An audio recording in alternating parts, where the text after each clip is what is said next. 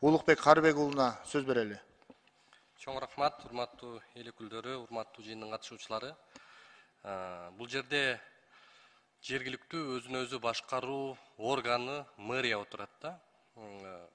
Тилекке каршы, урматтуу Мирлан мырза, сиз жогоруда белгилегендей, бул жерде Бишкек шаарынын стратегиялык планы, концепциясы же ушул статусу жөнүндө глобалдуу жагдайлар каралат турган жерде өкүнүчтүүсү эл өкүлдөрү бир таштанды менен алек болуп, башыңарды ушуга оорутуп атасыңар да. Бул аргасыздыктан, бул турмуштун бүгүнкү эң проблемасына айлангандыгынан ушул акыбалга келип калдык. Эмне үчүн депутаттар бул жерде, эмне үчүн бул жерде ушул жергиликтүү эл, эмне үчүн Бишкек шаарынын тургундары ушуга баш оорутушу керек? Эмне үчүн? Мен таң калам. Мына 24 февралда жаңы мэр Эмил Абдыкадыров келди. Келгенде эле биринчи сөзү, менин биринчи приоритетим бул Бишкек санитардык полигонун жолго салам деди. Андай чакырыктарды бир эмес бир нече жолу кайсы жерде болбосун берип атат. Эмне тоскоолдук болуп атат? Же президент тоскоолдук кылып атабы? Же УКМК тоскоолдук кылып атабы? Же жогорку кеңештин депутаттары тоскоолдук кылып атабы? Же Гор кеңештин депутаттары тоскоолдук кылып атабы? Же эл чыгып алып митинг кылып атабы? 300-400 киши ушул полигонду чечпегиле депчи. Тескерисинче баары шартты түзүп, баары жолду бошотуп, бир дагы мэрге ушул мэрдегидей полномочия берген эмес. Кыргызстандын тарыхында мэрияда Бишкек шаарында эң чоң полномочия бүгүнкү мэрде турат. Кызматка кимди койсо өзү коет, кызматтан кимди алса өзү алат. Эч ким мына УКМКдагы коррупционерлердин башын жулам деп шартты түзүп берип койду. Президент чеч деп кызматка коюп койду. Бирок ыңжың дымагы дым болуп кетти да. Мен ушундан айтам. Так суроого так кыскача жооп бериңизчи, урматтуу вице-мэр. Силерге ушул маселени чечүүдө эмне тоскоол болуп атат?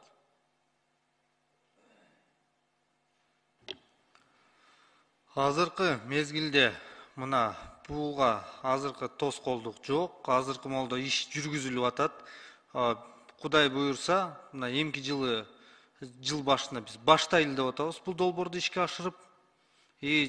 Акыркы мына ошо бир эмки жыл башында баштап алсак, 2 жылда бул заводду куруп бүтөбүз го деп максат коюп атабыз. Биз эч качан ишенбейбиз. Мына эл айтып атат, депутаттар айтып атат. Үмүтүбүз үзүлгөн. Эч качан бүгүнкү багытыңар менен силер чече албайсыңар. Бул жагдайды башкача реакция кылыш керек. Урматтуу Мирлан Самойкожо мырза, сизге терең ыраазычылык, урматтуу эл өкүлдөрү, сиздерге алкыш. Эми сиздер бизге караганда, элге караганда президентке жакынсыздар. Бир кызмат ордун караңыздарчы ушул мэрдин. Тазалыкты айтпай эле коелу. Полигон эмес, мына бүгүн шаарга келди бул таштанды көйгөйү шаарда жаралып атат. Биз полигонду сөз кылып атабыз бүгүн. Шаардын ичинде кандай итпай чотпай чыгып атат. Мына Эко комплекс деген фирманын жетекчиси. Мына азыркы Бишкек санитардык полигонунун директору бу жерде отурат. Нурлан Жапарбекович дейт. Эко комплекстин директору ким? Я бывший директор компании. Биз буга чейин көтөргөнбүз. Бишкектеги медициналык отходдор, ал жактагы тери заводдон чыккан эми оорунун жагдайларын айтпай эле коелу. Акыбалды көрдүңүздөр барыңыздар. Бүгүн ошонун жетекчисин алып келип Бишкек санитардык полигонуна директор кылып коюп атат. Ким кепилдик берет? Медотходдорду жыйноочу мекеменин директору мурдагы бүгүн ошол жакка киргизбей атат депчи. Медотходдор бүгүнкү күндө кирип атабы? Автоунаалардын дөңгөлөктөрү атиска болуп атабы? Ал жактагы санитардык коопсуздук жөнүндө сөз кылып болбойт да.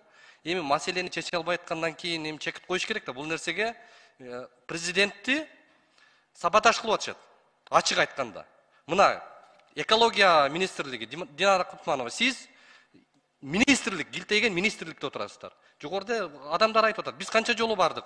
Биз өкүлдөрүңүздөрдү алып барып ошол жерге көрсөттүк. Мынага канча штраф саласыңар деп. Бирок жыйынтык жок. Силерди президент же бийлик иштегиле деп койду да. Мына мэрдин акыбалы сиздерге мамилеси. Өзү келген жок. ошонун конкреттүү суроого жооп алыш керек эле. Мен журналист катары үмүтүмдү үзүп, булардан маселени көтөрүп баргым келбей калды. Анткени биринчи мэр болуп келгенде мен журналисттерди угам, мен булардын критикасын колдойм, жана жардам бергиле деп чакырган. А биз ишенип албага барып айтсак, тескерисинче жамандап чыгып атат кайра артыбыздан. А буга чейин мына Айбек Жунушалиев ал жакшы иштеген экен. Биз ага наалып, напчып, монда кылып атасыңар, тигинде кылып атасыңар. А бүгүнкү акыбал хуже болуп калды да. Ошон үчүн эми мен өтүнөм, урматтуу эл өкүлдөрү, сиздер президентке жеткизиңиздер, чекитти койсун. Эл башы оорубаш керек бул нерсе менен. Мэр чечемдериби чечсин. Мектепти пиар кылып, кайсы жерге барбасын мектептерди бетине кармабай. Эң башкы проблема бүгүн ушул полигонду чечиш керек эле. Рахмат. Катарыбызда журналист отурат да. Карыбек уулу Улукбек, сизге рахмат. Мен рахмат айтып коеюн. Жергиликтүү өз алынча башкаруунун жетекчилери кыла турган ишти ушу журналисттер кылып атат. Район акими кыла турган ишти, министр кыла турган ишти, айыл өкмөт кыла турган иштердин баарын иликтеп, ушу элге жардам берген Улукбек, сизге чоң рахмат. Чоң рахмат. Рахмат.